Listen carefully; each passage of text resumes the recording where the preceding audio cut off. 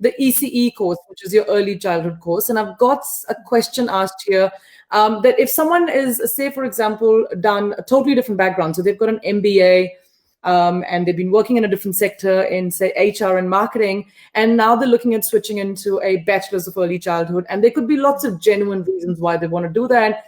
They maybe just want to change a career, and they've really religiously researched about ECE sector. What is your advice for those people? Would you consider as an institute for them to get into the ECE course, into the bachelor's? They've asked about the IELTS. How can we get the certified assessed? Okay, so they've asked about a whole lot of things. So if you just want to talk about the entry requirements for the ECE bachelor's, please. Because teachers are, for those of you, teachers are on the regional skill shortage list across New Zealand. So there's a huge demand for primary, secondary, and ECE teachers. Yeah.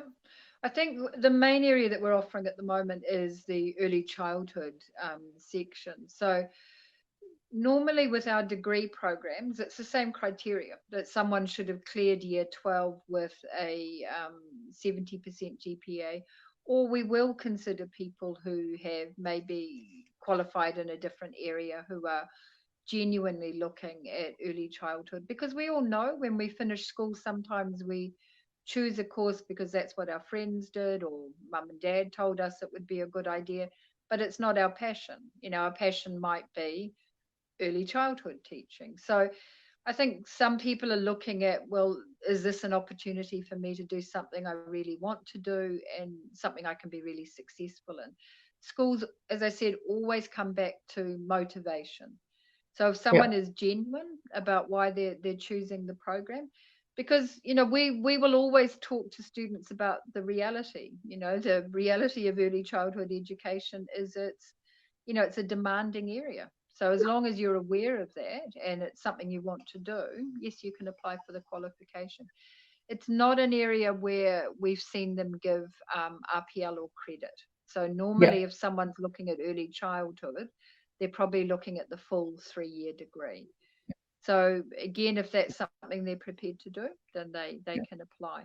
The IELTS requirement is high because something we talked about, Arunima, is our qualification is centre-based, which means that we need students to have the 7.0 in all bands at the start, because during their degree, they will spend quite a large amount of their time in a centre with supervision. So it's how a lot of our degrees are set up. It's the same with nursing. Your first year might be more on campus, but towards, as you go on in the degree, you're less on campus and you're more in that practical environment. So we need those IELTS in place at the beginning.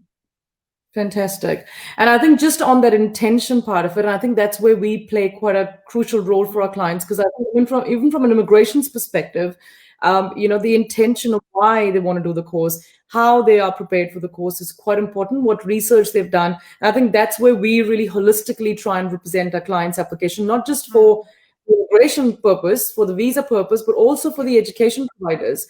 Sometimes the students wouldn't know what course is right for them. And it's going to be a failure, I think, for all parties involved if the student gets into the course and we only set up the student to fail. So I think that's where we will do quite aggressive counseling for our clients to make sure that they understand what they're getting into.